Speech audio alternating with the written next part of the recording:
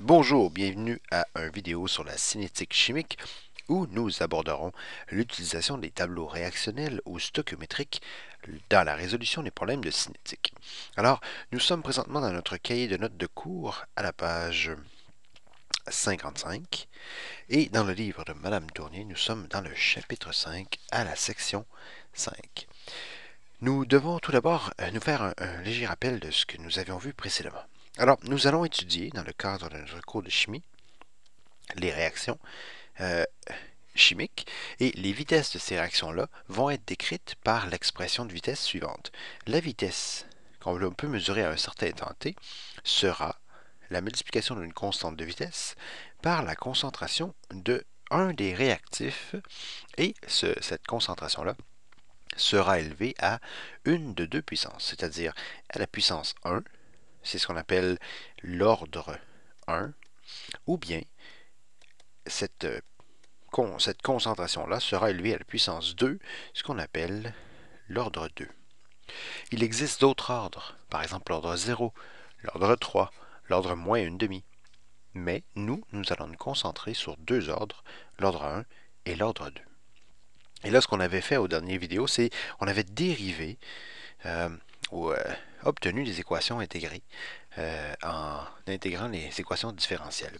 Et là, pour l'ordre 1, ce que ça voulait dire en termes plus simples, c'est que la, la concentration du réactif qu'on va suivre, par exemple, la concentration du réactif A à un certain temps t, si on la divise par la concentration qu'il y avait au départ, la concentration initiale, et qu'on prenait le logarithme naturel de cette division-là, eh bien, on pouvait le relier négativement au facteur stoichiométrique multiplié par la pente, c'est-à-dire la constante de vitesse, et le temps. Cette expression-là nous permettait de relier le temps à la concentration et ensuite la concentration au temps t à la vitesse. Pour pouvoir prouver qu'une réaction était d'ordre 1, eh bien tout ce qu'on devait faire, c'est faire le graphique suivant, c'est-à-dire faire le graphique de ln de A au temps t sur A0 en concentration par rapport au temps. Et si ça nous donnait une droite descendante avec une pente, la pente était moins AK. Donc à ce moment-là, on était d'ordre 1 si le graphique donnait une droite. Si le graphique ne donnait pas une droite pour l'ordre 1, eh bien on allait vérifier l'ordre 2, savoir si ça allait donner une droite. L'équation qui nous permettait de relier le temps et la concentration pour l'ordre 2 était la suivante.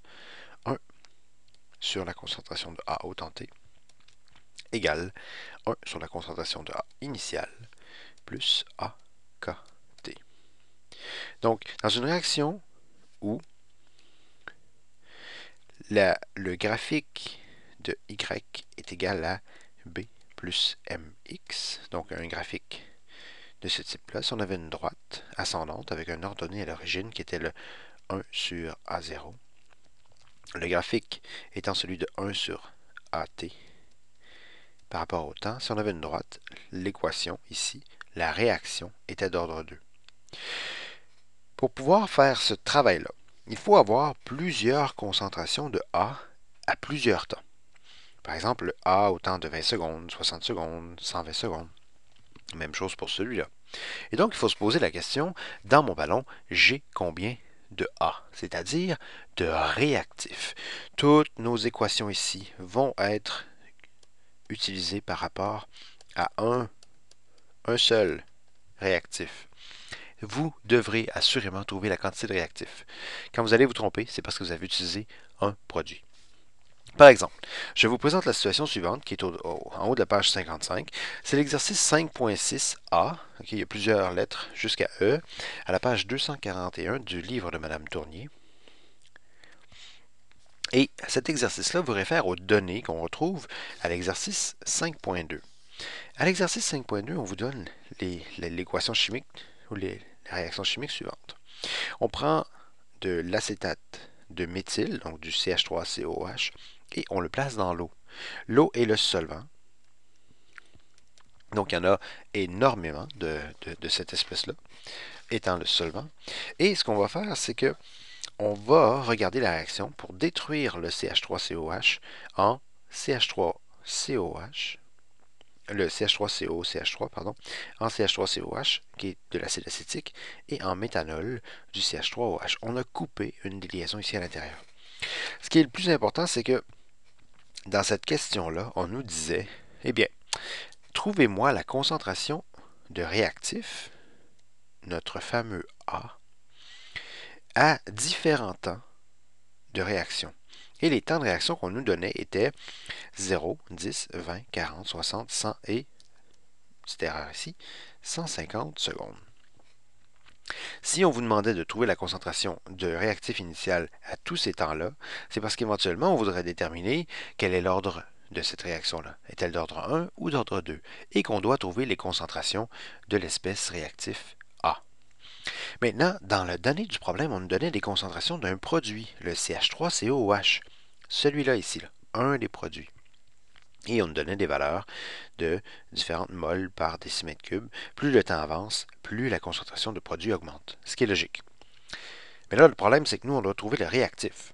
Et tout ce qu'on nous donnait comme information, c'est que le réactif débutait avec une concentration de 0,200 mol par décimètre cube. Et donc, au temps 0, il n'y avait aucun produit et il y avait 0,200 mol par décimètre cube de réactif.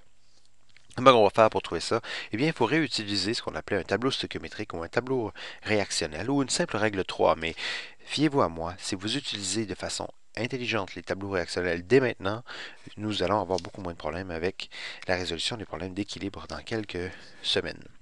Alors, un tableau stoichiométrique fonctionnait selon l'appellation suivante. Quelle était notre stoichiométrie? Donc, S.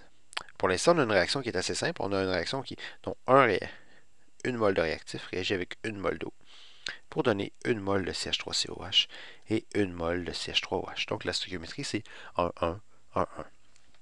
Maintenant, quelle était la situation initiale? Donc, init ou I, eh bien, on a 0,200 mol par décimètre cube. On n'a aucune de CH3COH, aucune de CH3OH, et on en a beaucoup d'eau. Étant donné que c'est le solvant, sa concentration serait de 55,5 mol par décimètre cube, et donc énorme, et elle ne changera pratiquement pas au cours de la réaction. C'est pourquoi dans cette réaction-là, à deux réactifs, on peut la considérer comme étant un K à un réactif, car un des deux, l'eau, ne verra pas sa concentration changer.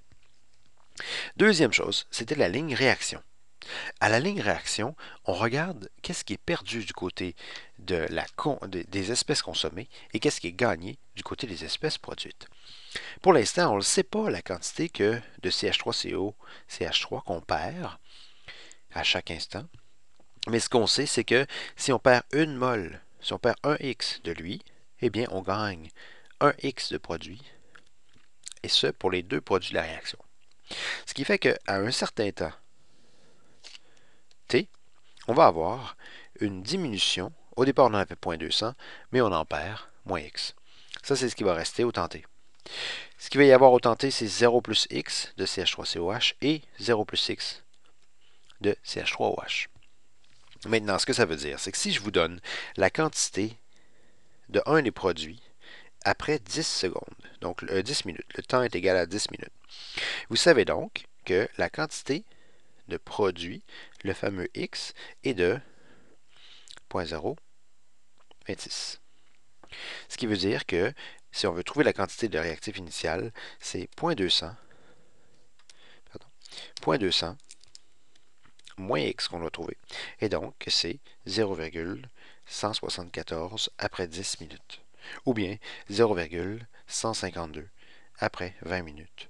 Ou bien 0,15 après 40 minutes. 0,087, 0,050 et 0,025 qu'il reste après 150 minutes. Maintenant, ce qu'on a, c'est qu'on a utilisé un tableau stoichiométrique pour nous rappeler un peu comment fonctionnent les réactions chimiques. Pour l'instant, c'était super simple. On avait une réaction avec une stoichiométrie 1, 1, 1, 1. Les quantités étaient quand même relativement faciles. Bientôt, on va compliquer les situations. Maintenant, pour savoir si la réaction est d'ordre 1 ou d'ordre 2, on doit faire deux graphiques. On doit faire le graphique pour l'ordre 1, c'est-à-dire ln de A t en fonction de A0, sur A0 pardon, en fonction de t. Donc, quelle est la concentration à certain temps par rapport à la concentration initiale, le logarithme naturel, voir si ça donne une droite. Donc, ça nous prend les valeurs de ln de AT sur A0. Donc, on va se faire une colonne ln de concentration au temps t divisé par la concentration initiale, voir ce que ça donne. Ici, par exemple, c'est la concentration au temps t divisé par au temps t, 200, divisé par la concentration initiale, 0.200. Donc, ln de ça va donner 0. Aussi, on va se faire un graphique de 1 sur la concentration de A en fonction du temps. Donc, il faut trouver l'inverse de chacune des concentrations à chacun des temps. Par exemple, ici, 1 divisé par 0.200, ça nous donne 5. Pour faire ce genre de travail-là, ce qui va être vraiment utile, c'est de faire un graphique avec Excel. Vous ouvrez un ordinateur, vous ouvrez Excel, vous entrez vos données de concentration de A, vous faites l'inverse de A, vous faites le ln2 ici, et vous tapez un graphique par rapport au temps. Et vous allez immédiatement voir si ça donne une droite ou une courbe. Par exemple ici, je vous montre Excel. On a des valeurs ici qui sont la quantité de réactifs qu'il restait.